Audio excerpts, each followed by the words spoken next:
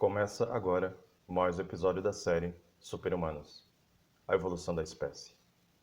E no tema de hoje, coronavírus e o fim do Estado laico. Veremos neste episódio que há caminhos que parecem direito ao homem, mas ao final são caminhos de morte.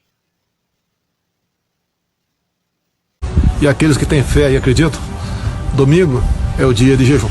People of faith, and I just want to thank you all for being with us today because we're going to be signing a day of prayer, and that'll be on Sunday. It'll be a very special day, and I don't know when this was done last, but it's been a long time ago. Is that a correct statement? It's been a long time ago.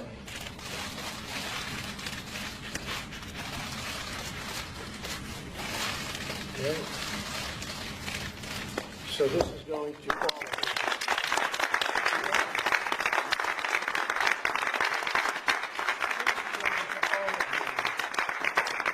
O vídeo de hoje é um grande alerta. O vídeo de hoje é um desafio, porque nesse momento a minha fala sairá do senso comum. Nós estamos diante de uma crise e normalmente estados absolutistas são precedidos por crises.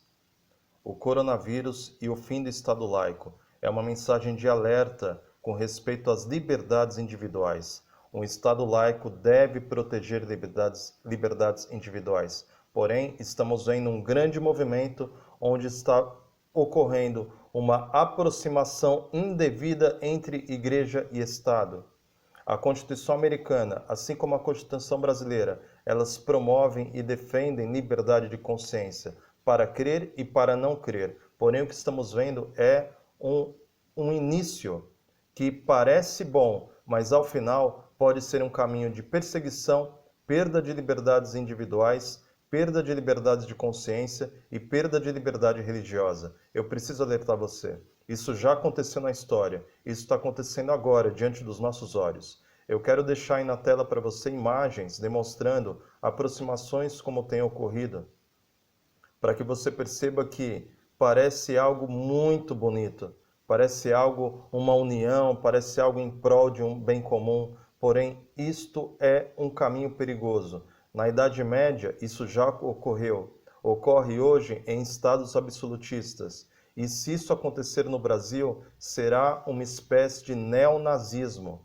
E a palavra parece forte, mas ela é proposital, porque no nazismo, como ocorreu na Alemanha, há décadas atrás, houve uma perseguição deliberada, uma perseguição contra milhões de judeus que não correspondiam aos interesses do Estado.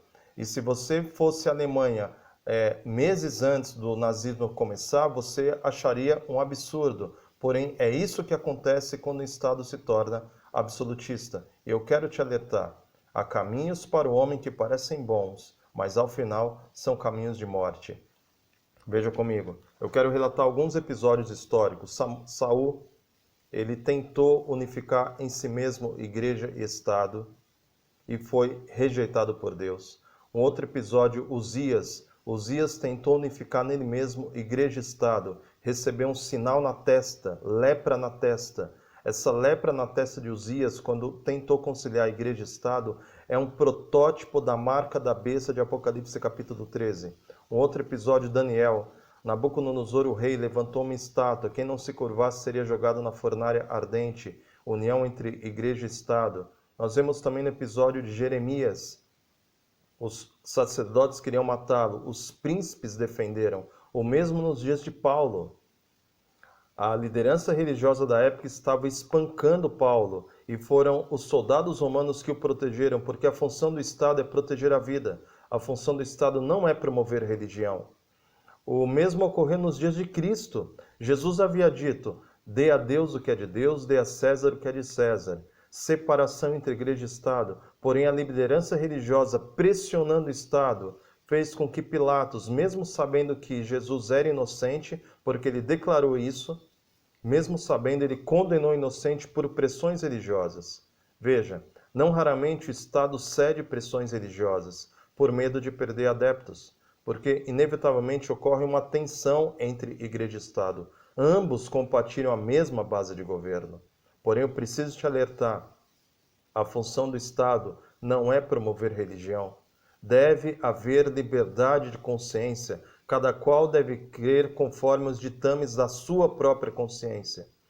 Nós vemos isso também nos dias de Paulo, quando houve uma espécie de jejum demoníaco, não tem outra palavra para dizer isso, porque 40 homens se reuniram e disseram: nós não comeremos e não beberemos enquanto não matarmos Paulo.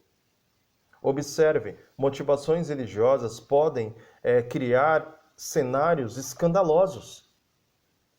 Por quê? Porque quando motivações religiosas passam do ponto de chegar ao ponto de unificar todo um grupo, ele vai fatalmente estigmatizar aqueles que não fazem parte desse determinado grupo. E nós estamos vendo hoje leis e decretos que estão sendo sancionados com motivações religiosas.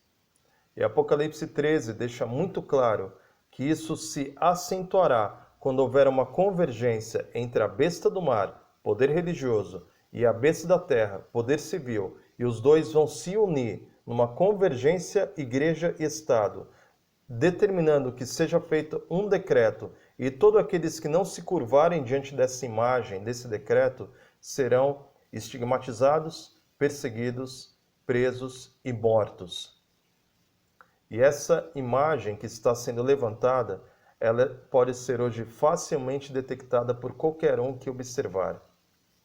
O domingo está sendo legislado de modo ainda extraoficial como um dia da família, do descanso, da oração, do jejum, do meio ambiente. Tudo isso parece bom.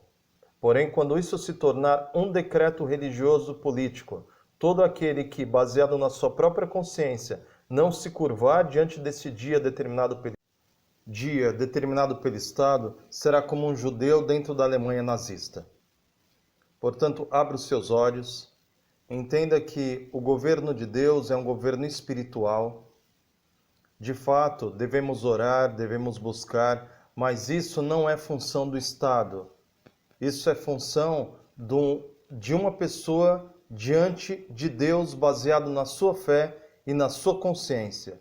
Que nem o Estado, nem qualquer outra pessoa possa legislar sobre a sua consciência individual. E que o Estado se mantenha isento, porque quando o Estado e a Igreja unirem as mãos, como vimos na apresentação, o final será um final ruim, para aqueles que de algum modo não se curvarem diante da imagem levantada pelo Estado. E a imagem levantada pelo Estado será o domingo como um dia oficial, religioso, civil. Que Deus te dê força, que Deus te abençoe e que Deus te prepare para a tribulação que virá sobre o povo de Deus. Fica na paz.